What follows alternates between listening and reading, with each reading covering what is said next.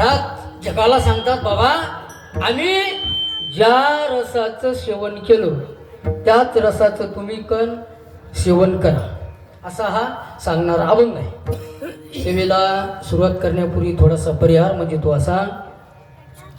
मोजे श्री क्षेत्र उमरा या नगरीमध्ये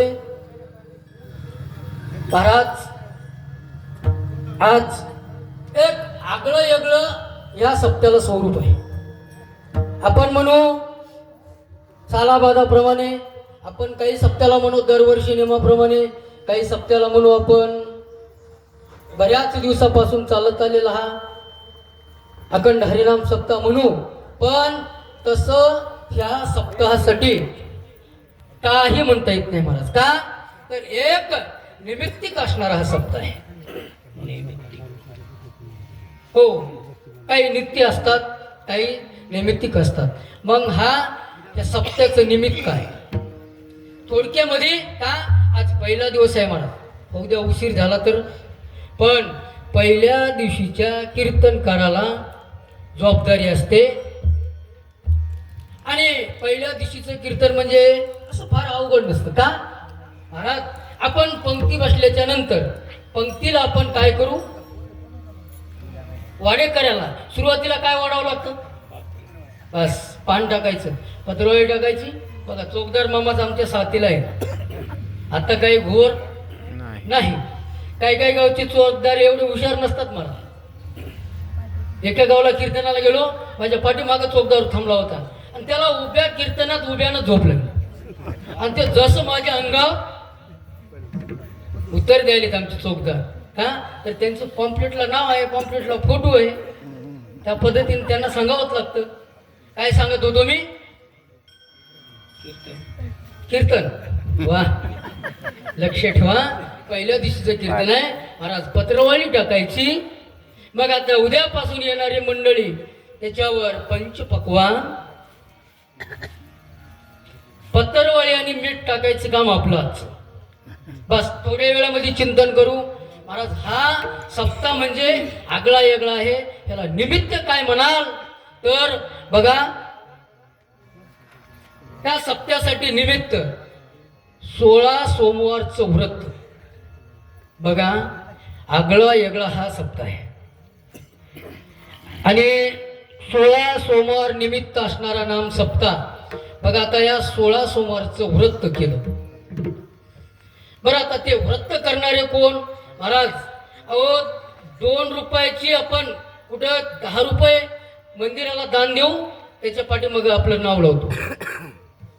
फलाने अमुक अमुक पाटील, फलाने गावकर यांनी 11 रुपये मंदिराला दान दिले.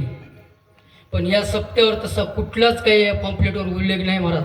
ज्या दिवशी व्हॉट्सअपला पॉम्पलेट आलं त्या दिवशीपासून पाहतो मी, याच्यावर उल्लेख नाही. आणि आम्हाला आमच्या देवदास पाटील पोळेने काही उल्लेख सांगला सुद्धा नाही. मग मी आता अचानक धाड पडल्यासारखं एकदम भजन चालू झालं रामकृष्ण हरी. मग मी केशव पाटलाला विचारलं, बाबा हे निमित्त आणि त्यांचं नाव. तर आमच्या केशव पाटलाने नाव सांगितलं. नाव फार सुंदर महाराज. नाव ऐकलं की मला आनंद वाटला. ज्या माऊलीनं हे 16 सोमवारचं व्रत केलं त्या माऊलीचं नाव आता तुम्हाला तर सगळे माहीत आहे. पण एवढा कार्यक्रम आठासानं करतो ना, सांगणं आद्य कर्तव्य आहे. नाव सांगितलं गवळणबाई, बरोबर आहे. वा, नाव किती सुंदर आहे, गवळण. मालकाचं नाव संतोषराव शामराव पाटील सिरसाट उमरेकर. या माऊलीने 16 सोमवाराचं व्रत केलं. बघा आता हे व्रत सांगितलं असतं मी, पण आज पहिला दिवस आहे. काही भगवंताचं वर्णन करावं लागतं. पहिल्या दिवसाचा दंडक आहे. मग आता काही व्रत असे असतात महाराज, एकादशी सारखं पवित्र व्रत आहे. आणि 2 व्रत असे सांगितले. आता येणाऱ्या 15 तारखेला एक व्रत आहे महाराज, शिवरात्री व्रत. करी यथाविधी भावे पूजे आधी शिवलिंग. चुकले चुकले तयाचे बंधन, पुनरागमन न येतेने. शिवरात्रीचं व्रत आहे. बरोबर आहे महाराज. एकादशीचं व्रत आहे, आणखी एक सोमवारचं व्रत आहे. वारकऱ्याला बंधनकारक आहे महाराज. मी वारकऱ्यासाठी सांगतो, दुसरा कुठलाच उपवास 8 दिवसात न करता एक सोमवार आणि एक 15 दिवसाची एकादश, 2 उपवास केले. बाकी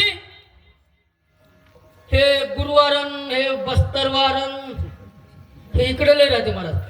आज कोणता आहे उसवा म्हणजे बस्तरवार, ते कुठला आणलं बस्तरवार. हे असे फारसे व्रत करायची गरज नाही. असं सांगतो महाराज, एक एकादश आणि एक सोमवाराचं व्रत केल्याच्या नंतर ह्या व्रतामध्ये जग आपलं शास्त्रामधले पूर्ण व्रत लोपलेले आहेत. आणि पुन्हा एक व्रत सांगितले, 5 पर्व आहेत महाराज. ते 5 पर्व